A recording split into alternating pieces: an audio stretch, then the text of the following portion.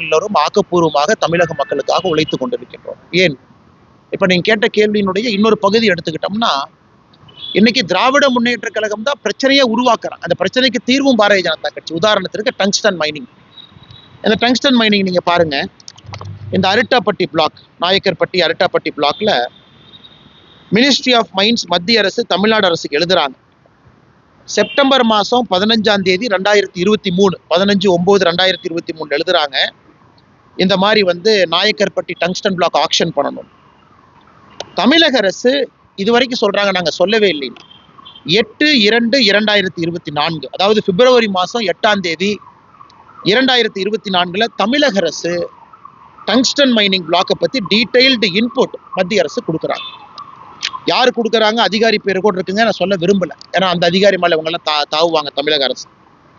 அதன் பிறகு அந்த இன்புட்டை எல்லாம் வச்சுதான் மத்திய அரசு 2வது டிரான்ச்சே 4வது டிரான்ச்சேல இந்த மைனிங்கை கொண்டு வர்றாங்க. ப்ரிஃபர்ட் பிட்டர் நவம்பர் 7ஆம் தேதி 2024 வர்றாங்க. இதெல்லாம் ஆன பிறகு 10 மாதம் கழித்து பிரச்சனையான பிறகு தமிழக அரசு என்ன சொல்றாங்கன்னா, எங்களுக்கு சம்பந்தமே இல்லைங்க. கிட்டத்தட்ட 1 வருடம் 2 மாத காலம் இருந்தும் கூட எங்கேயும் கூட அப்ஜெக்டே பண்ணலீங்க, எங்கேயும் கூட வேண்டாம் என்று சொல்லல. அதற்கும் ஆக்கப்பூர்வமாக பாரதிய ஜனதா கட்சி இன்னைக்கு ஒரு தீர்வை கொடுக்கிறோம். நேற்று மத்திய அமைச்சர் கிஷன் ரெட்டி அவர்களை நம்முடைய அமைச்சர் அண்ணன் முருகன் அவர்களும் நானும் சந்தித்து தமிழக பாரதிய ஜனதா கட்சி சார்பாக பேசியிருக்கின்றோம். விரைவில் நல்ல முடிவு வர இருக்குதுங்க. அதனால் சகோதரிக்கு நான் சொல்லக்கூடிய பதில் என்னன்னா, இன்னைக்கு திமுக இவ்வளவு எம்பிக்கள் பலத்தை வைத்தும் கூட அரசியலுக்காகத்தான் பயன்படுத்துகின்றார்களோ தவிர ஆக்கப்பூர்வமாக எந்த ஒரு நடவடிக்கையும் அவர்களை பயன்படுத்தவில்லை என்பது எங்களுடைய தொடர் குற்றச்சாட்டா இருக்கு. கடந்த ஒரு ஆண்டுக்கு முன்பு இது தொடர்பாக மத்திய அரசு கடிதம் அனுப்பியிருப்பதாக சொல்கிறது. அப்ப இந்த ஏலம் உரிமம் கொடுத்த பிறகு இந்த விவகாரத்தை அரசியலாக்க இவர்கள் வேண்டுமென்றே முயல்கிறார்கள் என்று குற்றம் சாட்டுகிறேன். ஆனா ஒரு புரிதலுக்காக நான் எக்ஸ்பிளைன் பண்றாங்கன்னா, இன்னைக்கு ஏன்னா நிறைய நம்முடைய தமிழ்நாட்டு மக்கள் இதை பாக்குறாங்க, அரசியல்வாதிகள் வேற வேற மாதிரி பேசுறாங்க. ஆனா நம்ம இந்தியாவை பொறுத்தவரை நம்முடைய நாட்டில் மினரல்ஸை பொறுத்த வரைக்கும் minor minerals, major minerals, critical minerals 3 mineral இருக்கு. மத்திய அரசு உதாரணத்திற்கு இந்த நாயக்கர்பட்டி டங்ஸ்டன் பிளாக் மினரல் எடுத்துக்கிட்டீங்கன்னா அது ஒரு கிரிட்டிக்கல் மினரல். அதுல விற்பனை செய்யக்கூடிய ₹1 கூட மத்திய அரசுக்கு வராது. ₹1 கூட. மத்திய அரசு ஒரு ஃபெசிலிட்டேட்டர். உங்க மாநிலத்துல இதுக்கு முன்னாடி geological survey of India GSI அவங்க ஒரு மாநிலமா போய் பார்த்து என்னென்ன இருக்குன்னு கண்டுபிடிக்கிறாங்க. அதை மாநில அரசுக்கு தெரியப்படுத்துறாங்க, மத்திய அரசுக்கு தெரியப்படுத்துறாங்க. அதன் பிறகு மத்திய அரசு அதை ஆக்ஷனுக்கு கொண்டு வரணும் அப்படின்னா மாநில அரசை கேட்கிறாங்க. அதுபோலதான் தமிழக அரசை நம்முடைய மத்திய அரசு 2023 செப்டம்பர் மாதம் 15ஆம் தேதி கேட்கிறாங்க. ஏன்னா அதற்கு முன்பே GSI geological survey of India Tamil Nadu அரசுக்கு 2021 சொல்லிட்டாங்க இங்க டங்ஸ்டன் இருக்கு. ஏன்னா புரிதலுக்காக இது 2 பேரும் சேர்ந்து செய்யக்கூடிய வேலை. தமிழகத்துல சில அரசியல்வாதிகள் சொல்வது போல மத்திய அரசுக்கு ₹1 கூட இதுல இருந்து பணம் வராதுங்கன்னா, டங்ஸ்டன் விற்கிற காசு எல்லாமே அந்த மினரல் ரைட்ஸ் மாநில அரசுக்கு போகுது. அதனாலதான் நீங்க ஒரிசா பாத்தீங்கன்னா பட்ஜெட்டுக்கு நிறைய பணம் மினரல் ரைட்ஸ் தான் உங்களுக்கு வருது. மத்திய அரசு ஃபெசிலிட்டேட் மட்டும் தான் பண்றாங்க. ஃபெசிலிட்டேட் பண்ணுவதற்காக கேட்ட பொழுது மாநில அரசு அப்ஜெக்ட் பண்ணல. அதன் பிறகு டெண்டர் கண்டிஷன் மாநில அரசு அப்ஜெக்ட் பண்ணல. டெண்டர் போட்ட பிறகு அப்ஜெக்ட் பண்ணல. 10 மாதம் கழித்து டெண்டர் ஓபன் பண்ணி ஆன்லைன் டெண்டர்ல ஹிந்துஸ்தான் ஜிங்க் என்கின்ற நிறுவனத்திற்கு கிடைத்த பிறகு அங்க இருக்கக்கூடிய மக்கள் போராட்டம் அறிவிக்கிறாங்க.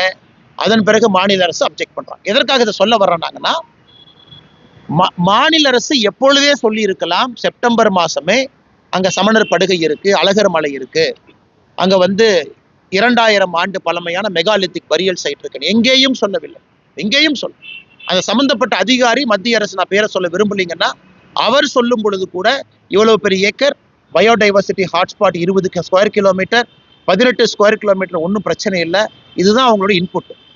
அதை எடுக்கலான்னு அவர் சொல்றாங்க. எடுக்கலான்னு சொல்லிட்டு மத்திய அரசுக்கு அவர் எழுதுறாரா இல்ல அது மாதிரி இருக்குது அப்படின்னு எழுதுறாங்க? ஆனா மத்திய அரசுக்கும் மாநில அரசுக்கும் 2 பேர்த்துக்கும் ஒரே அமைப்பு GSI போய் சொல்றாங்க இங்க டங்ஸ்டன் இருக்கு. அதை வைத்து மத்திய அரசு 3 ஆண்டு கழிச்சு ஆக்ஷன் பண்றா. டங்ஸ்டன் இந்த டிரான்ச்ல டங்ஸ்டன் கொடுக்கலாம், டங்ஸ்டன் தமிழ்நாட்டில் இருக்கு கொடுங்க. கொடுக்கும் பொழுது மத்திய அரசு தமிழ்நாட்டை கான்டாக்ட் பண்றாங்க. டங்ஸ்டன் இருக்கு, நம்ம கொண்டு வரலாமா, அந்த ஏரியா எப்படிப்பட்ட ஏரியா, அதை பத்தி விவரம் கொடுங்க அப்படின்னு. இந்த இடத்துலதான் ஒரு மாநில அரசு மத்திய அரசுக்கு அப்ஜெக்ட் பண்ணுவோம், அங்க டங்ஸ்டனே வரக்கூடாது, பிரச்சனை எல்லாம் இருக்குன்னு. எதுவுமே சொல்லாத காரணத்தினால தான் இது டெண்டருக்கே போதுங்கண்ணா. டெண்டர் டாக்குமெண்ட் பப்ளிஷ் ஆயிருச்சு, ஆன்லைன் ஆயிருச்சு, அதுவும் மாநில அரசுக்கு தெரியும். 10 மாச காலம் அப்பவும் சொல்லல. டெண்டர் ஒரு தனியார் நிறுவனம் எடுத்த பிறகு இந்த பிரச்சனை ஆரம்பிக்கிறது. எதற்காக இதை நான் சொல்றேன் அப்படின்னாங்கன்னா, இதையெல்லாம் மாநில அரசு இன்னும் சிறப்பாக கையாண்டு இருக்க வேண்டும் என்றுதான் நாங்கள் சொல்லுகின்றோம். குறை சொல்லுகின்றேன் என்று சொல்வதை தவிர இன்னும் நிறைய பிரச்சனை தமிழ்நாட்டுக்கு வரலாம். ஒரு இடத்துல நம்ம எடுப்போம், ஹைட்ரோ கார்பன் பிரச்சனை இருக்கும், பாதுகாப்பட்ட வேளாண் மண்டலமா இருக்கும். அதையெல்லாம் சரியா அவங்க கம்யூனிகேட் பண்ணணும். எங்கேயுமே பண்ணாம கடைசியாக 19 ஒரு அசம்பிளியில ரெசல்யூஷன் பாஸ் பண்ணி எப்படி மத்திய அரசு வருவாங்க பாத்திரலாம். ஒரு போட்டி மனப்பான்மையோடு செயல்பட்டு கொண்டிருக்கின்றார்களோ தவிர ஆக்கப்பூர்வமாக முதல்லயே தடுத்திருக்கலாம். செப்டம்பர் 15 ஒரே போன்ல தடுத்திருக்கலாம். அதனால் இன்று மாநில அரசு நிறைய விஷயத்தை சரியா கையாள்வதில்லை. அது பிரச்சனையான பிறகு அது அப்படியே பல்ட்டி அடிச்சிடறாங்க. அதன் பிறகு பாரதிய ஜனதா கட்சி அதை சரி செய்ய வேண்டிய கட்டாயத்தில் நாங்கள் இருக்கின்றோம். மக்களுக்காகத்தான் ஒரு அரசு, மாநில அரசா இருந்தாலும் சரி, மத்திய அரசா இருந்தாலும் சரி, நீங்க இந்த ஆக்ஷன் போடும்போது மக்கள் அந்த பிரச்சனையை உண்டு பண்றாங்க, போராட்டத்தில் ஈடுபடுறாங்க. அந்த இடத்துல டங்ஸ்டன் எடுத்தால் விவசாய நிலங்கள் பாதிக்கப்படும் அப்படின்னு மக்கள் போராட்டத்தில் ஈடுபடுறாங்க. அரசு காலம் தாழ்த்தி நடவடிக்கை எடுத்தா கூட அந்த இடத்துல எடுக்கக்கூடாது அப்படின்றத அந்த இடத்துல உள்ள மக்களுடைய பிரச்சனையாக இருக்கு. எங்களை அது பாதிக்கும். இதுக்கு அரசு சட்டசபையில ஒரு தீர்மானம் நிறைவேற்றுவது என்பது ஒரு சாத்தியமான ஒன்று தானே? இல்லைங்கண்ணா. அதாவது இந்த விஷயத்தை பொறுத்தவரை உங்களுக்கு அந்த ஏரியாவுடைய கலெக்டர் இருக்காங்க, அந்த ஏரியால கிராம சபைகள் இருக்கு, அந்த ஏரியால மக்களுடைய விஷயத்தை எப்பவோ நீங்க கேட்கலாம். அதற்குத்தான் தேர்ந்தெடுக்கப்பட்ட எம்எல்ஏக்கள், எம்பிக்கள் இருக்கிறாங்க. எதுவுமே செய்யல, எந்த வேலையும் அடிப்படை வேலையும் செய்யல. எடுக்கலான்னு சொன்ன பிறகு எடுக்கிறான். அதன் பிறகு சரி நீங்க கமிட் பண்ணிட்டீங்க எடுக்கலான்னு, உங்களால மக்களை சமாதானப்படுத்த முடியல, அல்லது பிரச்சனை வரும்னு ஏன் தெரியல. லா அண்ட் ஆர்டரும் கையில் இருக்கு, போலீஸும் கையில் இருக்கு, இன்டெலிஜென்ஸும் கையில் இருக்கு. ஸோ ஒரு பிரச்சனையும் இதே போல பூதகரமாக்கி ஆக்கி ஆக்கி அதை சால்வ் பண்ணீங்கன்னா தமிழ்நாட்டை பொறுத்தவரை எந்த இண்டஸ்ட்ரி அடுத்து வருவாங்கன்னா, யார் தமிழ்நாட்டில் ஒரு தொழிற்சாலையை உருவாக்குவதற்கு வருவாங்க? இன்னைக்கு தமிழ்நாடு பார்த்தீங்கன்னா 10 ஆண்டுகளுக்கு முன்பு வெஸ்ட் பெங்கால் எப்படி இருந்துச்சோ அதே மாதிரி ஒரு சூழ்நிலைக்கு போக ஆரம்பிக்கும். மக்களுடைய வாழ்வாதாரம் முக்கியமா, ஃபேக்டரியான்னு சொல்லும்போது மக்களுடைய வாழ்வாதாரம் தான். அதைத்தான் நாங்களும் சொல்றோங்கண்ணா. அது ஏன் அவங்களுக்கு செப்டம்பர் மாசம் 15 2023 வாழ்வாதாரம் முக்கியமானு தெரியாதா? செப்டம்பர் மாசம் 15 சமணர் படுக்கை இருக்கிறது தெரியாதா? செப்டம்பர் மாசம் 15 விவசாய நிலம் இருக்கிறது தெரியாதா? 2023 செப்டம்பர் மாசம் 15 கிராமம் இருக்கிறது தெரியாதா? இது டெண்டர் போட்ட அன்னைக்கு சமணர் படுக்கை தெரியாதா? டெண்டர் போட்ட அன்னைக்கு விவசாய பெருமக்கள் இருக்காங்களான்னு தெரியாதா? அன்னைக்கு மத்திய அரசு மாநில அரசுக்கு எழுதுனது, நாங்க டங்ஸ்டன் இதுல இருக்கிறத எடுக்கிறோம், நீங்க அனுமதி கொடுங்கன்னு எழுதினாங்களா, அல்லது டங்ஸ்டன் அங்க இருக்கு அப்படின்றத தெரிவிங்கன்னு எழுதினாங்களா? இதுக்கு கிளாரிஃபை. இதுல அனுமதி கொடுங்க அப்படின்னு எல்லாம் இதுல கான்செப்ட் இல்லைங்கண்ணா. அதாவது மத்திய அரசை பொறுத்த வரைக்கும் ஃபெசிலிட்டேட்டர், அவ்வளவுதான். இதற்கு அனுமதி கொடுப்பது மாநில அரசு. எப்ப அனுமதி கொடுக்கறாங்கன்னா, அந்த நிறுவனம் ஒருத்தவங்க ஜெயிக்கிறாங்க, அதன் பிறகு வர்றாங்க, அதன் பிறகு மாநில அரசு போறாங்க. ஏன்னா லேண்டு எல்லாமே மாநில அரசனுடைய கண்ட்ரோல்ல இருக்கு. லேண்டு இந்தியாவை பொறுத்த வரைக்கும் மாநில அரசனுடைய கையில் இருக்கு. அது மத்திய அரசு ரயில்வே லேண்டை தவிர, அல்லது மத்திய அரசு சம்பந்தப்பட்ட லேண்டை தவிர. இன்னைக்கு மாநில அரசு முதல்லயே நாங்க கொடுக்க மாட்டோம் அப்படின்னு சொல்லும் பொழுது மத்திய அரசு எதுவும் செய்ய முடியாது. காரணம், லேண்டை பொறுத்த வரைக்கும் அரசியலமைப்பு சட்டத்துல மாநில அரசனுடைய பொறுப்பு. அதனால் இந்த விஷயத்தை பொறுத்தவரை இந்தியா முழுவதும் நடக்கக்கூடிய ஆக்ஷன்ல மாநில அரசு தான் பொறுப்பு. மத்திய அரசை பொறுத்தவரை major minerals, critical minerals, minor minerals மாநில அரசே கொடுத்துக்கிறாங்க. அவங்களே மைனிங் டிபார்ட்மெண்ட் இருக்கு, அவங்களே கொடுத்துக்கிறாங்க. இந்த விஷயத்தை பொறுத்தவரை இவர்கள் சரியா கையாளவில்லை என்பதுதான் குற்றச்சாட்டு. செப்டம்பர் மாசம் 15 2023 சிம்பிளா லெட்டர்ல நோ, இங்க அலோட் இல்லைன்னு சொன்னாங்கன்னா அந்த பிரச்சனை முடிஞ்சது. இன்னைக்கு இத்தனை பேர்த்த ரோட்டுக்கு உட்கார வச்சு இவ்வளவு பெரிய அரசியலாக மாற்றி இருப்பது அன்னைக்கு திமுகவுடைய சாதனையா இருக்கு. நீங்க சொல்றது பாத்தீங்கன்னாக்க திமுக அரசு வேண்டுமென்றே மத்திய அரசுக்கு பிரச்சனை கொடுக்கணுங்கிற ஒரு நோக்கத்தோட இந்த பிரச்சனை அணுகுறாங்கன்னு அப்படி நான் சொல்லிங்கண்ணா. எல்லா அரசுகளுமே ஒரு அரசுன்னு நீங்க ஜெயிச்சு வந்துட்டீங்கன்னா எல்லாருக்குமே ஒரு என்ன சொல்றதுங்கண்ணா, ஒரு வேலை பளு இருக்கு, டெவலப்மெண்ட்டை கொடுக்கணுங்கிற பிரச்சனை இருக்கு. அதே நேரத்தில் பேலன்ஸ்டு டெவலப்மெண்ட்டா கொடுக்கணும். ஏன்னா டெவலப்மெண்ட் கொண்டு வந்தீங்கன்னா மக்களுடைய வாழ்வாதாரம் பாதிக்கத்தான் செய்யும். அதுவும் ஒரு பக்கத்துல கவனத்தில் எடுத்துக்கணும். ரோடு போட்டீங்கன்னா 4 வீடு போகும், விவசாய நிலம் போகும். அதனால் ரோடும் போடணும், பிரச்சனையும் வரக்கூடாது. ஸோ எல்லா மாநில அரசுக்கும் இருக்கக்கூடிய பிரச்சனை தான், இல்லைன்னு நான் சொல்லிங்கண்ணா. இன்னைக்கு திமுக அரசின் மீது நான் சொல்வது சரியா கையாண்டிருக்க வேண்டும் என்று தான் நான் சொல்றேன். ஏன்னா எத்தனை இடத்துல மத்திய அரசினுடைய இது இருக்கு. இன்னைக்கு ஐஎஸ்ஆர்ஓ ப்ராஜெக்ட் வருது, உங்களுக்கு தெரியும் சவுத் தமிழ்நாடுக்கு வருது. அதையெல்லாம் பிரச்சனை இல்லாம சரி செஞ்சு கொடுக்கணும். அதனால் திமுக அரசு வேண்டுமென்றே பிரச்சனை ஏற்படுத்தினார்கள் எங்கேயுமே சொல்லிங்கண்ணா. ஏன்னா அவர்களுக்கும் திமுக அரசுக்கும் தெரியும் மக்களுக்கு டெவலப்மெண்ட்டை கொடுக்கணும், அதே நேரத்தில் பிரச்சனை இல்லாமல் கொடுக்கணும், ரோடு போடணும். இதை சரியாக கையாண்டு இருக்க வேண்டும் என்கின்ற வார்த்தையை தான் நான் பயன்படுத்துறேன். சரியா அதை கையாண்டு இருக்கணும். இது முதலமைச்சர்களுடைய லெவலுக்கு போச்சா, இல்ல அதிகாரிகள் லெவல்ல மட்டும் இருந்துச்சா, இல்ல அமைச்சர்கள் லெவல்ல இருந்துச்சா, இது அப்பவே இன்னும் கொஞ்சம் கண்ணும் கருத்துமா ஹேண்டில் பண்ணிருக்கலாமா? இது கெட்ட பேர் எல்லாத்துக்கும் தானே கடைசியா.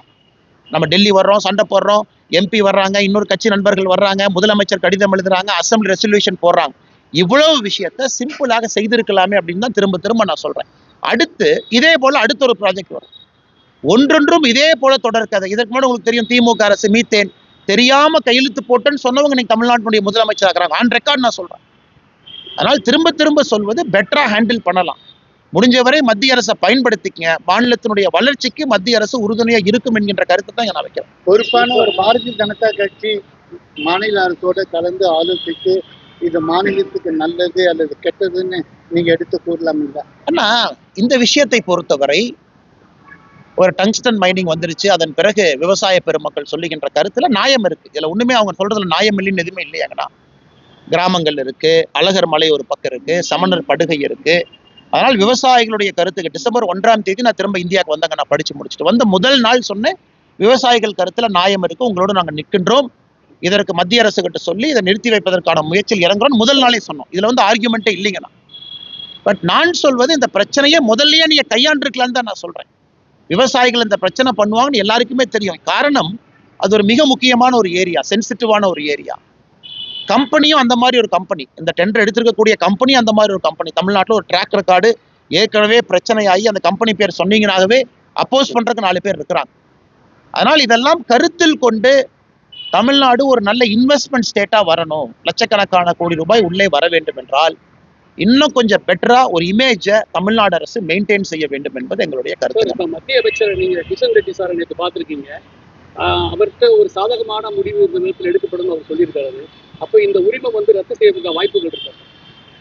வாய்ப்புகள் இருக்குன்னு அதான் தெரியும். ஏன்னா மத்திய அரசு சொல்ல வேண்டியதை நான் ஒரு கட்சியினுடைய தொண்டனாக சொல்ல முடியாதுங்கன்னா, நல்ல முடிவு விரைவில் வருங்கண்ணா. 2-3 நாட்கள் அங்கே இருக்கக்கூடிய விவசாய பெருமக்கள்கிட்ட சொல்றது எல்லாமே உங்களுக்கு நாங்க வந்துடுங்கண்ணா, உங்களுக்கு நாங்கள் வாக்குறுதி கொடுத்துருக்கோம், சொன்ன வாக்குறுதிப்படி பாரதிய ஜனதா கட்சி நடந்து கொள்ளும் என்ற விவசாய பெருமக்களுக்கு சொல்லியிருக்கோம், அது நடக்குங்கண்ணா.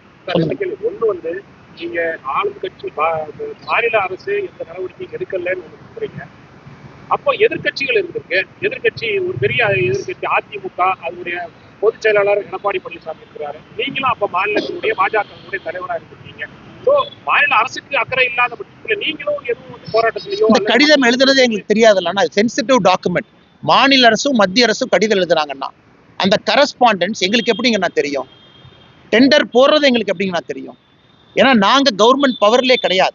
இருக்கிறது செக்ரட்டரிஸ் இருக்காங்க, மைனிங்க்கு ஒரு மினிஸ்டர் இருக்காங்க, மத்திய அரசு கடிதம் எழுதுறாங்க. அந்த கடிதம் கரஸ்பாண்டன்ஸ் ஒன்னொன்னும் நீங்க எதிர்கட்சிக்கு சொன்னீங்கன்னா எங்களுக்கு எப்படிங்கண்ணா தெரியும்? எங்களுக்கு டங்ஸ்டன் பிளாக் ஆக்ஷன் இந்தியாவில் 1008 ஆக்ஷன் போயிட்டு இருக்கு, எங்களுக்கு எப்படி தெரியுங்கன்னா? தமிழ்நாட்டில் இது மட்டும் இல்லை, இன்னும் பல ஆக்ஷன் நடந்துகிட்டு இருக்கு, பிரச்சனையெல்லாம் பல விஷயங்கள் போகுது. அதனால் இது மாநில அரசு செய்ய வேண்டியது எப்படி எதிர்கட்சி மேல வைக்க முடியுங்கண்ணா? நீங்களே நியாயமா சொல்லுங்கண்ணா.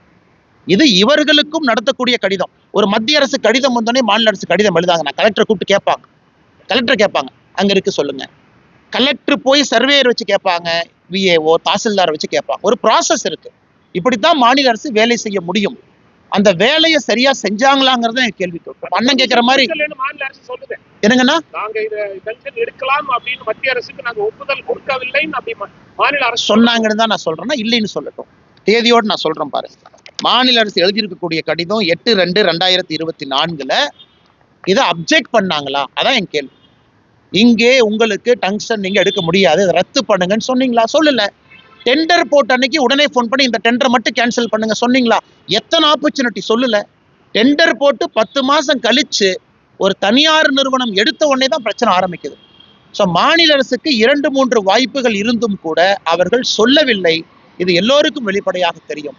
இன்னைக்கு மத்திய அரசு மேல அப்படியே பழிய போட பார்க்குறாங்க. அதான் திரும்ப திரும்ப இந்த லாங் பிரஸ் கான்ஃபரன்ஸ்க்கான காரணமேங்கன்னா, இல்லை மத்திய அரசுடைய பங்கு எங்கேயும் தான் நான் கேட்குறேங்கண்ணா. ஃபெசிலிட்டேட்டர் மாநில அரசுக்கிட்ட இன்புட் வாங்கி டெண்டர் பிரச்சனை ஆனதுக்கு அப்புறம் அதுவும் இப்போ நிற்க போகுது. ஆனால் இத்தனை முறை வாய்ப்பு இருந்து மாநில அரசு ஏன் கோட்டை விட்டார்கள் என்பதுதான் என் கேள்விங்க. உங்கள்கிட்ட ஒரே ஒரு கேள்வி. பாஜக தமிழ்நாட்டில் எப்படி ஆட்சியை கைப்பற்றணும் ரொம்ப துடிப்பா இருந்துட்டு எல்லாம் பண்றாங்க. ஒரு முக்கியமான முடிவை பாரதிய ஜனதா கட்சி தலைமை எடுக்கும்போது மாநில தலைமையை கூப்பிட்டு இதை மாரி இருக்கு, இதை மாரி ஒரு பெரிய ப்ராஜெக்ட் தமிழ்நாட்டில் வரப்போகுது, அதுக்கு நீங்க தயாரா இருக்கீங்களா, இல்லை உங்களுக்கு ஏதாவது சாதகமா இருக்குன்னு உங்கள்கிட்ட ஒன்றும் ஆலோசனை நடக்குது? நல்ல நான் வச்சுக்கங்கன்னா, ஒரு அரசு எடுக்கக்கூடிய முடிவு கட்சிக்கு தெரியக்கூடாது. இப்ப திமுகவை பொறுத்தவரை அரசு ஒரு பக்கம், திமுக கட்சி ஒரு பக்கம். பாரதிய ஜனதா கட்சியை பொறுத்தவரை அரசு ஒரு பக்கம், கட்சி ஒரு பக்கம். ஒரு பாலிசி டெசிஷன் வர்றதுக்கு முன்னாடி கட்சிகிட்ட சொல்றது, இந்த மாதிரி செய்யலாமா கட்சிகிட்ட சொல்றது, அது பாரதிய ஜனதா கட்சியில கிடையாது. யாராவது சொன்னாங்கன்னா அவர்கள் செய்யக்கூடிய வேலையை அவர்கள் எடுத்திருக்கக்கூடிய பிரமாண சட்டத்திற்கு எதிராக செல்கின்றார் அர்த்தம். அதனால பாரதிய ஜனதா கட்சிட்டு எது கேட்க போறாங்கன்னா, நாங்கள் எங்க பாட்டுக்கு போய் சொல்லுவோம், இந்த ப்ராஜெக்ட் நீங்க செஞ்சா நல்லா இருக்கும், இந்த ப்ராஜெக்ட் செஞ்சா நல்லா இருக்கும், இங்க ரயில் ரோடு போடுங்க, இங்க இதை போடுங்க. மத்திய அரசு ஒரு முடிவு செய்த பிறகு மக்கள்கிட்ட சொல்றதுக்கு முன்னாடி பாரதிய ஜனதா கட்சியிட சொன்னாங்கன்னா அது தவறா போயிடும். எப்பொழுதும் நம்முடைய அரசு அந்த தவறை செய்வது கிடையாது. அதனால் இது மத்திய அரசுக்கும் மாநில அரசுக்கும் நடந்த ஒரு லெட்டர் கரஸ்பாண்டன்ஸ். அதிலே இவர்கள் சரியாக வேலை செய்யாம கோட்டை விட்டுருக்காங்கிறதான் சொல்றாங்க. சார், இப்ப மாநில அரசும் மக்கள் அங்க போராட்டத்தில் ஈடுபடுறாங்க, இதை கேன்சல் பண்ணலன்னு கேட்கறாங்க. பாரதிய ஜனதா கட்சியினுடைய தலைவரும் அண்ணாமலையான நீங்களும் இது வேண்டாம், மக்கள் இதுல பாதிக்கப்படுவாங்க, வேண்டாம்னு நீங்களும் சொல்றீங்க. மத்திய அமைச்சர்களையும் பார்த்திருக்கீங்க. ரெண்டு பேருமே மத்தியில ஆள்ற அண்ணாமலையும் வேண்டான்னு நினைக்கிறாரு, மாநிலத்தில் ஆள்ற திமுகவும் வேண்டான்னு நினைக்கிறாரு. மத்திய அரசுடைய நிலைப்பாடு என்னவா இருக்கு? நீங்க மத்திய அரசு அமைச்சரை பார்க்கும் போது என்ன சொன்னீங்க? அவர் என்ன சொல்லியிருக்காரு? கேன்சல் ஆகுறதுக்கு வாய்ப்பு இருக்கா இல்லையா? ஆனா ஒரு பிரச்சனை இருக்காதுங்கண்ணா, 2-3 நாள் நீங்க பொறுத்திருந்து பாருங்கண்ணா. காரணம், நாங்களும் முடிவெடுத்திருக்கிறோம், சொல்லியிருக்கோம். காரணம், விவசாயிகளுடைய குரலாக இங்க வந்திருக்கின்றோம், சொல்லியிருக்கின்றோம். அதனால் தமிழகத்தை பொறுத்தவரை இந்த ப்ராஜெக்டை இப்போ டிராப் பண்றதுக்கு தான் ஒரே ஒரு ஆப்ஷன், வேற ஆப்ஷன் இல்லைங்கன்னா அதை மத்திய அரசு அதிகாரப்பூர்வமாக அறிவிப்பாங்க. அவருடைய அறிவிப்புக்காக காத்திருப்போம். அதனால் யாருக்கும் எந்த பிரச்சனையும் இல்லை. மாநில அரசினுடைய கோரிக்கையும் அண்ணாமலையினுடைய கோரிக்கையும் ஏற்று மத்திய அரசு இந்த முடிவை எடுத்துக்கலாமா? அங்க இருக்கக்கூடிய விவசாய பெருமக்கள், அந்த கிராமத்தினுடைய பொதுமக்கள், அந்த பகுதியினுடைய எல்லா குரலையும் எடுத்து மத்திய அரசு இந்த முடிவு எடுத்திருக்கு, நம்ம எடுத்துக்கலாம். அதுல பொலிட்டிக்கல் பார்ட்டியினுடைய குரல்லாம் இங்க இருக்கு. இரண்டாவது, நம்முடைய பத்திரிகை நண்பர்களுக்கு இன்னொரு விஷயத்தையும் சொல்லணும். டிசம்பர் 5ஆம் தேதி நம்முடைய சென்னை பல்லாவரம் பகுதியில் 20க்கும் மேற்பட்ட பொதுமக்கள் ஹாஸ்பிட்டல்ல போய் அட்மிட் ஆகுறாங்க. 3 பேர் இறந்துடுறாங்க. என்ன காரணம் என்றால் அவர்கள் குடித்திருக்கக்கூடிய நீர். அன்னைக்கு அது பெரிய பிரச்சனையாச்சு. சாக்கடை நீர் குடிநீரோட கலந்திருக்கு. கலந்த பிறகு மக்கள் அதை குடிச்சிருக்கிறாங்க. அதனால்தான் நோய் வாய்ப்பட்டிருக்கின்றார்கள் என்று. இதை பாரதிய ஜனதா கட்சியினுடைய மூத்த தலைவராக இருக்கக்கூடிய அக்கா தமிழிசை சவுந்தரராஜன் அக்கா அன்னைக்கே ஸ்பாட்டுக்கு போய் தலைவர்களோட போய் அவர்கள் பிரச்சனையெல்லாம் செய்த பிறகு அமைச்சர் அன்பரசன் அவர்கள் அந்த பகுதியினுடைய அரசு அதிகாரிகள் அந்த மாதிரி கலக்கவே இல்லை, குடிநீர் வேற இது வேற. நாங்கள் அன்னைக்கே அந்த தண்ணியை எடுத்து ரிப்போர்ட்டுக்கு அனுப்பணும், டெஸ்டிங் லெபார்டரி ரிப்போர்ட்டுக்கு. இன்னைக்கு அந்த ரிப்போர்ட் உங்க முன்னாடி நாங்கள் ஷேர் பண்ணியிருக்கோம், எங்களுடைய ட்விட்டர் பக்கத்தில் போட்டிருக்கோம், ரிப்போர்ட்டை ஷேர் பண்ணியிருக்கோம்.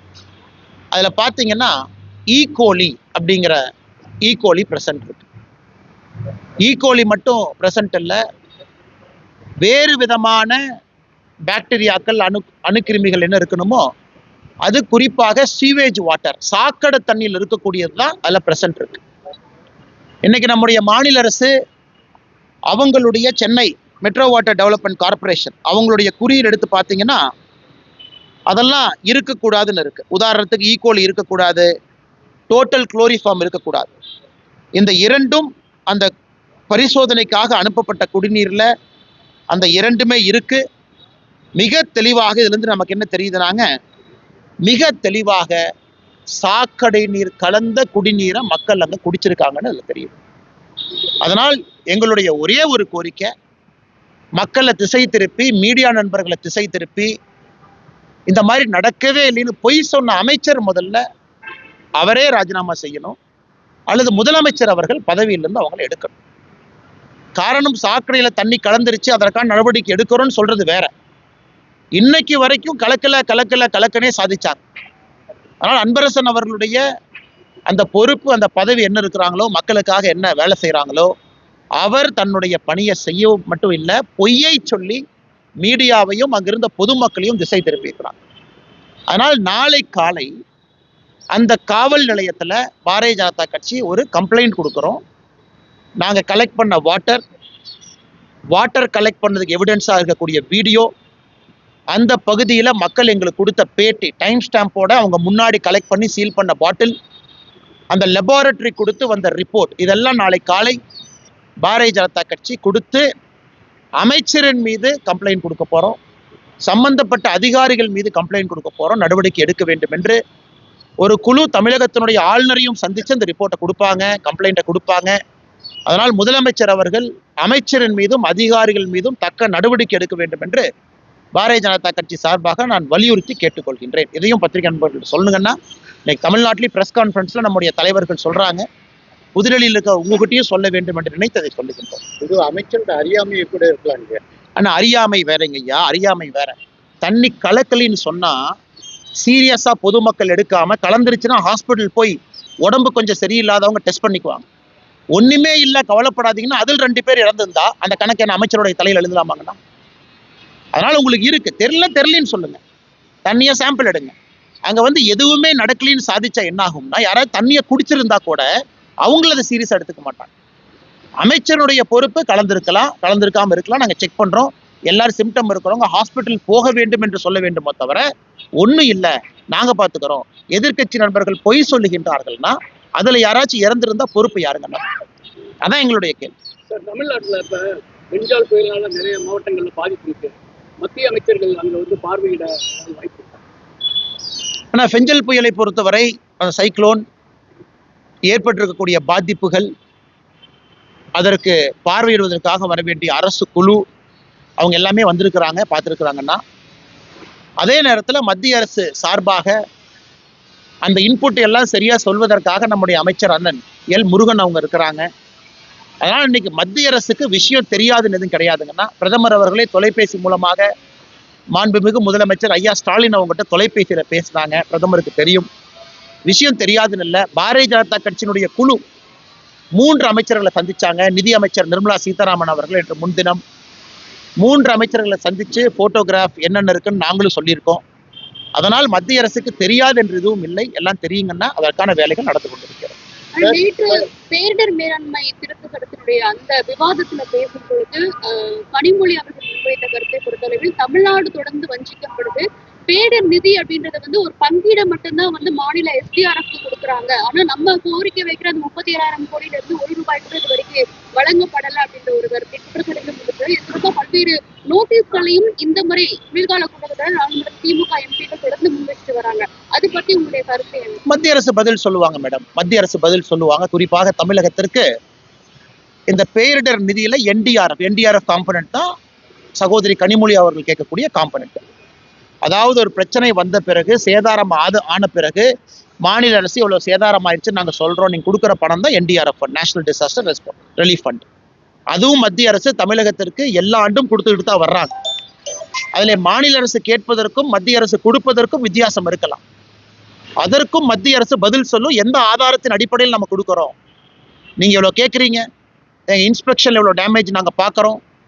அதன் பிறகு மத்திய அரசு அதிகாரிகள் மாநில அரசு அதிகாரிகள் 2 பேரும் கலந்து ஒரு எஸ்டிமேஷனை ஏற்படுத்துறாங்க.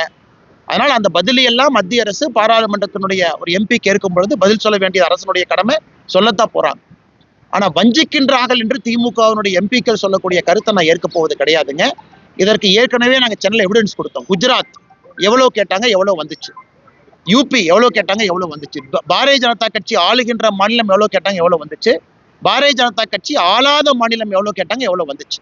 அந்த டேட்டாவை பார்த்தா நமக்கு தெரியும், எல்லோருக்கும் அந்த ஃபார்முலா படி தான் கொடுத்துருக்குறாங்க. குஜராத்தில் பிஜேபி ஆட்சி இருப்பதற்காக அதிகமாகவோ, தமிழகத்தில் ஆட்சி இல்லை என்பதற்காக குறைவாகவோ இல்லை. அது சகோதரி கனிமொழி அவர்களுக்கும் தெரியும். பாராளுமன்றத்தில் பத்திரிகை நண்பர்களும் அந்த அஃபீஷியல் ரிப்ளை வரைக்கும் வெயிட் பண்ணுங்க. அந்த அஃபீஷியல் டேட்டா வரும்பொழுது நமக்கும் தெரியும் தமிழகம் வஞ்சிக்கப்படவில்லை என்று. சார், ஐயா மத்திய அமைச்சர் ஐயா முருகனை பற்றி அடிக்கடி நீங்க குறிப்பிடுறீங்க.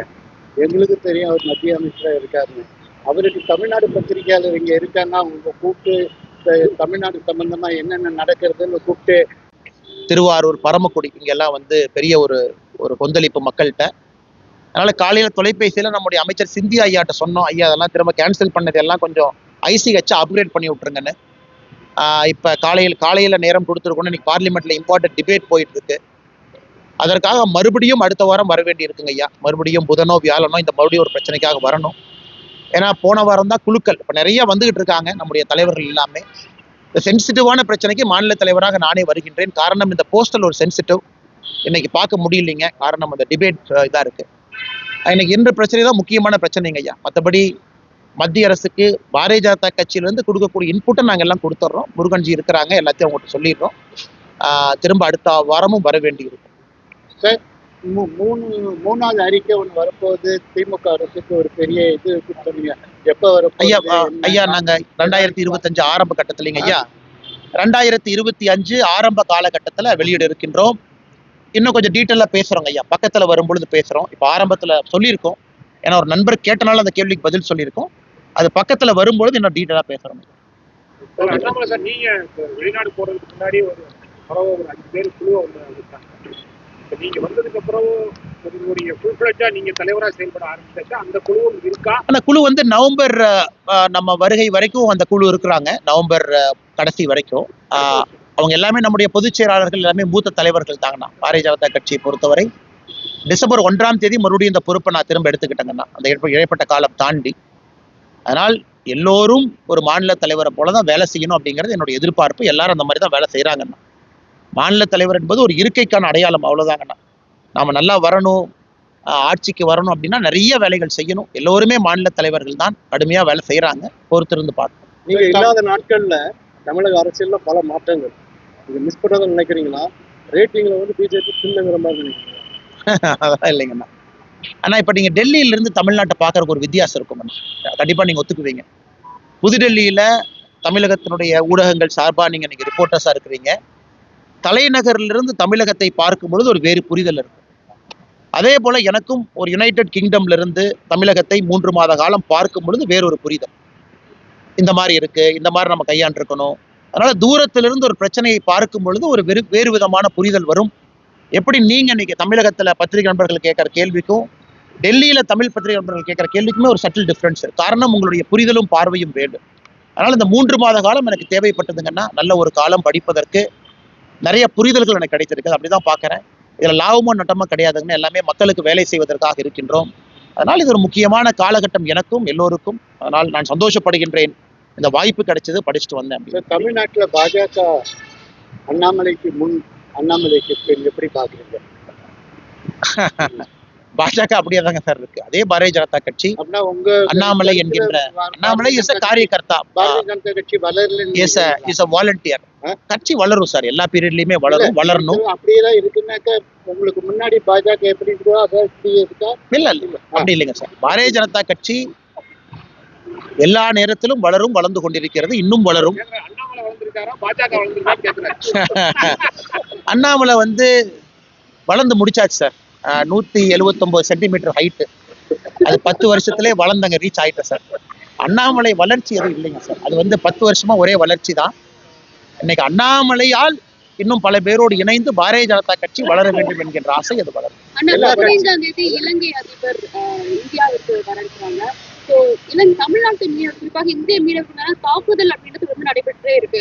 கைது செய்யப்படுறாங்க, அவருடைய படகுகளும் அதிக அளவுல கைப்பற்றப்பட்டு அதை விடுவிக்கப்படாமல் பல கோடி ரூபாய் வழங்குறதுக்கான ஒரு பிணை வழங்குறதுக்கான ஒரு சூழல் தான் அங்க நிலவிட்டு வருது. அது தொடர்பா மத்திய அரசுக்கு நீங்க வலியுறுத்துவீங்களா? ஜெய்சங்கர் அவரிடம் பேசி இந்த பிரச்சனைக்கு ஒரு தீர்வு காண்பதற்கான நடவடிக்கை எடுப்பதற்கான ஒரு வலியுறுத்தல் இருக்குமா? மேடம், ரொம்ப முக்கியமான ஒரு கேள்வியை கேட்டீங்க மேடம். இந்த புதிய அரசு வந்த பிறகு கொஞ்சம் ரொம்ப ஸ்ட்ரிக்டா இருக்கா. உதாரணத்திற்கு போன மாதம் 5 பேருக்கு மயிலாடுதுறையிலிருந்து பிடிபட்ட 5 பேர்த்துக்கு 2 பேர் ரிப்பீட் அஃபெண்டர், அதாவது 2வது முறை மாற்றாங்க. அவர்களுக்கு 2 ஆண்டு காலம் தண்டனை கொடுத்திருக்கிறாங்க. இதை நான் வெளியுறவுத்துறை அமைச்சர் ஐயா ஜெய்சங்கர் அவங்க கவனத்துக்கு கொண்டு வந்த ஐயா, இந்த மாதிரி ரிப்பீட் அஃபெண்டர்னு தண்டனை கொடுத்திருக்காங்க, உடனடியாக நம்ம ரத்து பண்ணுவதற்கான முயற்சி எடுக்கணும். அவர்கள் முயற்சி எடுப்பதாக சொல்லி அம்பாசிடர்ட்ட சொல்லியிருக்காங்க. பட் இதுல முக்கியமான கருத்து என்ன சொல்ல விரும்புறாங்க, புதிய அரசு வந்த பிறகு குறிப்பா எல்லை இன்னும் கடுமையாக இருப்பதாக நான் பார்க்கின்றேன். எங்களுடைய பார்வை, அங்க இருக்கக்கூடிய அமைச்சர்கள் பேசுகின்ற வார்த்தையும் ரொம்ப கடுமையா இருக்கு. உதாரணத்துக்கு இன்னைக்கு பத்திரிகையில போட்டிருந்தீங்க, தமிழ்நாட்டிலிருந்து எந்த மீனவர்கள் வந்தாலும் மிக கடுமையாக நடவடிக்கை எடுப்போம். நாங்க வந்து குறிப்பா நேற்று சொல்லும்போது கூட தமிழ்நாடு மீனவர்கள் வந்து ஸ்மக்லர்ஸ் மாதிரி தான் வந்து ஹேண்டில் பண்றாங்க. உண்மைதான். அதனால் இதெல்லாம் கொஞ்சம் எங்களுக்கு ஒரு நெருடலை ஏற்படுத்துகிறது. ஏன்னா நம்ம ஆளும் கட்சியாக இருந்து கொண்டு ஒரு பக்கத்து நாட்டு அரசை நான் குறை சொல்வது அல்லது கடுமையான வார்த்தைகளை பயன்படுத்தினா அது நல்லா இருக்காது. அதனால ஒரு நெருடலை ஏற்படுத்தி இருக்கு. அதை மத்திய அரசுக்கு நாங்கள் தெரிவிச்சிருக்கோம். குறிப்பாக இந்த புதிய இலங்கை அரசு இன்னும் ரொம்ப கடுமையா நடந்துக்கிறாங்க. கைதுகள் கடுமையா இருக்கு, நீதிமன்றம் கடுமையா இருக்கிறாங்க. பெயிலுக்கு வந்து இந்திய அரசு முழுமையாக முயற்சி எடுத்தும் கூட சில இடத்துல அந்த நாட்கள் அதிகமாகுவது போல் நமக்கு தெரிகிறது. ரிப்பீட் அஃபெண்டர் மேல இன்னும் கடுமையா இருக்கிறாங்கன்னு. ஆனால் சகோதரி அவர்கள் சொன்னது போல அந்த பேச்சுவார்த்தை ரொம்ப முக்கியத்துவம். அடுத்த வாரம் அவங்க வர்றாங்க. ஏன்னா அவர்களுக்கும் இது மிக முக்கியத்துவமான இந்தியா ட்ரிப் இது. அதனால இந்த பேச்சுவார்த்தையில நல்ல ஒரு சுமூகமான மீனவர்களை பொறுத்தவரை அங்கே பிடிபட்டிருக்கக்கூடிய படகுகள் வெளியே வரணும். இன்னைக்கு சிறையில் 5, 2, 9 11 பேர் இருக்காங்க. அவர்கள வேகமா விடுதலையாகி வரணும். 2 பேர் ரிப்பீட் அஃபெண்டர்ஸா இருக்காங்க. 2 ஆண்டு சிறை தண்டனை கொடுத்திருக்கிறாங்க. அதை அவங்க ரத்து பண்ணணும். ஏன்னா எல்லா முறையும் மனிதாபிமான அடிப்படையில் ரத்து பண்ணுவாங்க. பழைய அரசு மனிதாபிமானம் என்கின்ற வார்த்தையை பயன்படுத்தினாங்க. இவர்களும் அதை பயன்படுத்தணும். அதே நேரத்தில் மீனவர்களை எந்த நேரத்திலும் தாக்கக்கூடாது. அது வந்து நம்ம தெளிவா இருக்கணும். ஒருவேளை மீனவர்கள் வந்து பார்டர் பக்கத்துல போகும்போது பிடிபட்ட 5 பேர் காரணமே இன்ஜின் ஆஃப் ஆயிருச்சு, இழுத்துட்டு போயிட்டு பார்டர் தாண்டி போயிருச்சு. அப்படி அந்த நேரத்துல கடுமையாக தாக்குவதோ அவர்கள் மீது ஒரு வன்முறையை கையாள்வதோ அதுவும் கூடாது. அதனால் மத்திய அரசு பேசுவதற்கு நிறைய விஷயங்கள் இருக்கு. அதனால் 2 அரசுகளும் பேசி ஒரு நல்ல தீர்வு ஏற்படுத்துவார்கள் என்கிற நம்பிக்கை எங்களுக்கு இருக்கு. நீங்க புரிதல் ஒரு வார்த்தையை சொன்னீங்க. தமிழ்நாட்டுல இருக்கும் போது அரசியல் ஒரு புரிதலா இருந்தது. நீங்க வெளிநாட்டுக்கு போனதுக்கு அப்புறம் ஒரு 4 மாச காலம் வெளியில இருந்து பார்க்கும்போது தமிழ்நாட்டுல நடக்கிற அரசியல், அங்க இருக்கிற அரசியல் எல்லாமே ஒரு வேறு விதமா இருந்தது. ஒரு புரிதல் எனக்குள்ள ஏற்பட்டிருக்கு அப்படின்னு சொல்லியிருக்கீங்க. உங்களுடைய இந்த புரிதலை மாநில அரசுடன் ஒருங்கிணைந்து மக்கள் பிரச்சனைகளுக்கு குரல் கொடுப்பது மத்திய அரசு போய் எடுத்து நாங்க எப்பொழுதுமே நாங்க ரெடியா இருக்கோங்கண்ணா. நாங்க ரெடியா இருக்கோம். நாங்க என்ஐஏ விட்டு திமுக காரங்களை காலைல 2 மணிக்கு நாங்க கைதெல்லாம் பண்றது இல்லைங்கண்ணா. சிபிஐ வச்சு காலைல அமைச்சரை போய் 6 மணிக்கு வீட்டுக்கு போய் மிரட்டுறதெல்லாம் இல்லை. திமுக அரசு வந்த பிறகு 214 பாரதிய ஜனதா கட்சியினுடைய தொண்டர்களை நள்ளிரவு 12 மணிலிருந்து காலையில 6 மணிக்குள்ள கைது பண்ணியிருக்காங்க. நாங்கள் எப்பொழுதும் தயாராக இருக்கின்றோம். என்னைக்கு மாநில அரசு வந்து பாரதிய ஜனதா கட்சியை எதிரியா அவங்க தான் எடுத்துக்கிறாங்க. நான் ஆதாரத்தின் அடிப்படையில் பேசுறேன். ஒரு நம்பரையும் சொல்றேன். மாநில அரசு இல்லை என்று சொல்லட்டும். நாங்கள் எப்பொழுதும் ஆக்கப்பூர்வமாக மோடி ஐயாவிலிருந்து ஆரம்பித்து கடைக்கோடி தமிழ்நாட்டினுடைய தொண்டன் வரைக்கும் நாங்க தயாரா இருக்கிறோம். அது இவங்க அதை எப்படி எடுத்துக்கிறாங்க அப்படிங்கிறத உங்க கையில் இருக்கு. ஒரே நாடு ஒரே தேர்தல் ஜனநாயகத்துக்கு விரோதமானது எல்லாம் இப்படிதான். முதல் நாளே பேசுற பேச்சே இப்படித்தான். இதேவருடைய தந்தையார் நெஞ்சுக்கு நீதியில ஒரே நாடு ஒரே தேர்தல் வேண்டும்னு சொல்லியிருக்கிறாங்க. அது ஏன் வேண்டும் என்று 2 பேரா கலைஞர் கருணாநிதி அவர்கள் 2 பேரை எழுதியிருக்காங்க. ஏன் ஒரே நாடு ஒரே தேர்தல் வேண்டும். ஆனால் இன்னைக்கு மாண்புமிகு முதலமைச்சர் ஐயா ஸ்டாலின் அவர்கள் எல்லா விஷயத்தையுமே ஒரு ஒரு எதிர்கோட்டில் எடுத்து அதை வைத்து அரசியல் செய்ய வேண்டும் என்று ஒரு விஷயத்தை எடுத்து பேசினா அதற்கு தீர்வு என்னதாங்கன்னா இருக்கு. அதான் என்னுடைய கேள்வி. எல்லா விஷயத்தையும் நான் இருப்பேன் அப்படின்னா தமிழ்நாட்டு நிலம் என்ன ஆகும்? மோடி ஐயா எங்கேயும் அப்படி பண்ணலையே, கடுமையான வார்த்தைகளை பயன்படுத்தலையே. இவர் முதலமைச்சராக இருந்து கடுமையான வார்த்தையை பயன்படுத்துறாங்க. ஆனா பிரதமர் அவர்கள் தமிழ்நாட்டிற்கு எலெக்ஷன் பிரச்சாரத்துக்கு வரும்பொழுது கூட கடுமையான வார்த்தை எங்கேயும் பயன்படுத்துறாங்க. அதனால் அது முதலமைச்சர் அவர்கள் தான் கொஞ்சம் யோசிக்கணும். மத்திய அரசை முழுமையாக மாநில அரசு பயன்படுத்தி கொள்ளுகிறதா? எங்களுடைய கை எப்பொழுதும் தயாரா இருக்கு. ஏன் ராஜ்நாத் சிங்ஜி வரும் பொழுது கலைஞர் அவர்களுடைய மெமோரியலுக்கு நான் போனேன். கருத்து வேறுபாடு வித்தியாசமாக இருந்தாலும் கூட வேறு இருந்தாலும் கூட அவரு கொடுக்க வேண்டிய மரியாதையை மத்திய அரசு கொடுக்கும் பொழுது அந்த கட்சியை சார்ந்திருக்கக்கூடிய நாங்க போனோம். எங்கேயும் கூட யாரையும் நாங்கள் இழிவுபடுத்தவில்லை. ராஜ்நாத் சிங் அவர்கள் வந்து இதற்காக ஸ்பெஷலா வந்து கமமரேட்டிவ் காயின் ரிலீஸ் பண்ணாங்க. அதனால் நீங்க திமுகவையும் பாரதிய ஜனதா கட்சியும் நீங்க ஆராய்ச்சி பாருங்கன்னா பெருந்தன்மையோடு தமிழகத்திற்காக யார் நடந்து கொண்டிருக்கின்றார்கள் பாருங்க. நிச்சயமா நாங்க இருக்கோம். சார் ஒரே ஒரு கேள்வி. இப்ப திமுக எதிராக தொடர்ந்து ஆதவ அர்ஜுனா கருத்து தெரிவித்துட்டு வர்றாரு. இன்னைக்கு விசிக்கு அவங்க கட்சி நிறுத்தி இருக்கு. உங்களை ஆதவ் அர்ஜுன் வந்து சந்திச்சாங்க.